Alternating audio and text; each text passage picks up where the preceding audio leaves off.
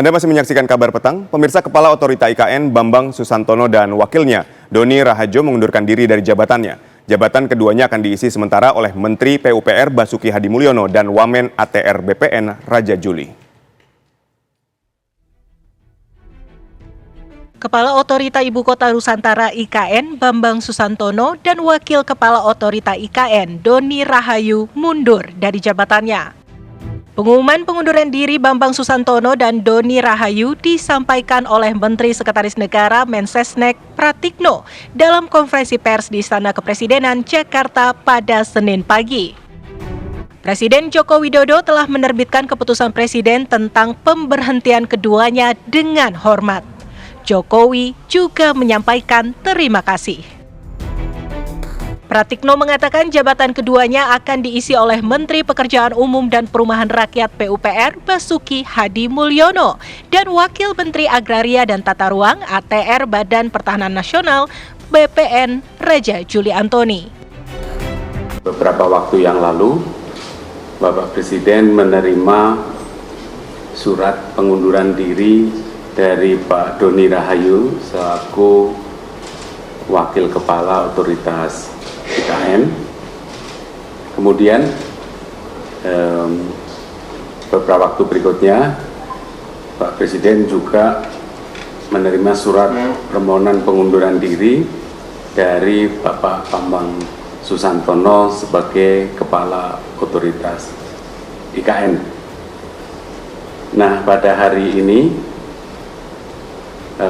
telah terbit keputusan Presiden tentang pemberhentian dengan hormat Bapak Bambang Susantono sebagai Kepala Otorita IKN dan juga Bapak Doni Rahayu sebagai Wakil Kepala Otorita IKN, disertai ucapan terima kasih atas pengabdian beliau-beliau.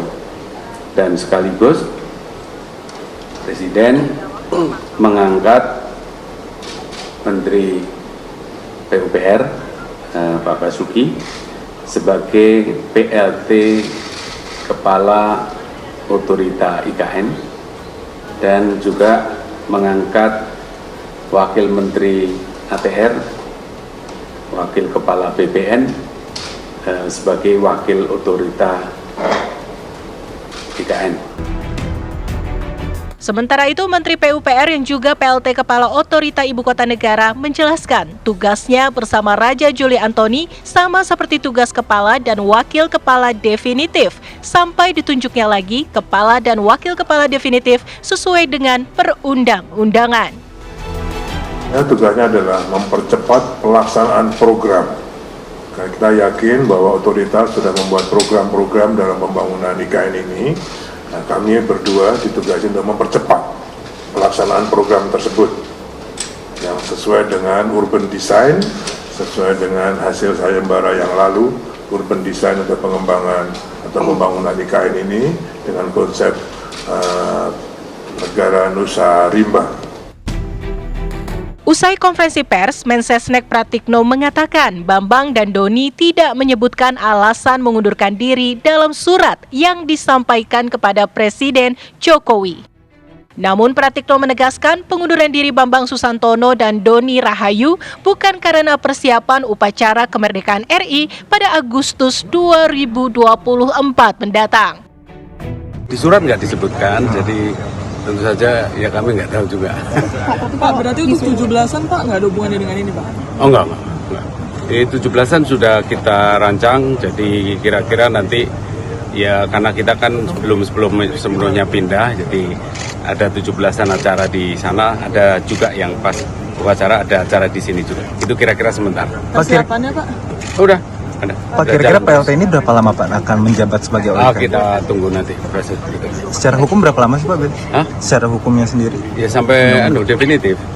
Definitifnya sejauhnya belum nanti. Akan mengganti yang kita lihat perkembangan. masih nyari calon berarti nih Pak? Iya, mau daftar. Terus Pratikno juga menjelaskan Bambang akan mendapat tugas baru yaitu membantu langsung Presiden Jokowi dalam memperkuat kerjasama internasional untuk percepatan pembangunan IKN. Tim TV One mengabarkan.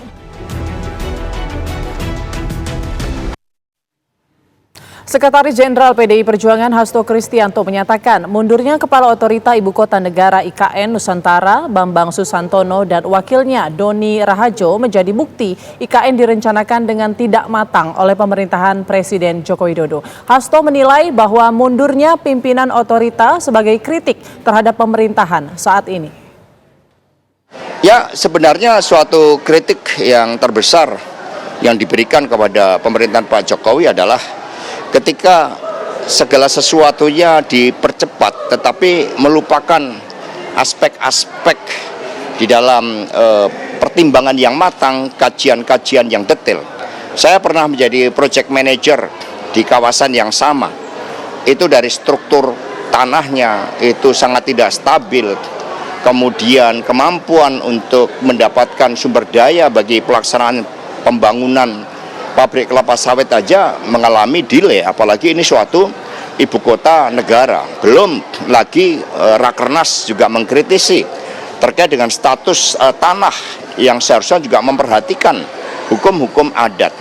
Sehingga mundurnya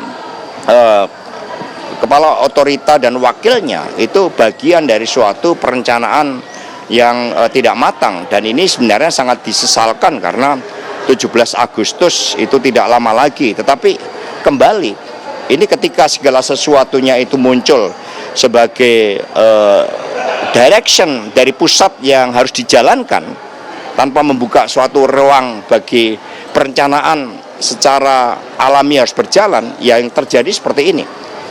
Sehingga ini akibat suatu perencanaan yang tidak matang, yang terburu-buru, sehingga menciptakan beban kerja yang begitu besar yang membuat yang bersangkutan mundur.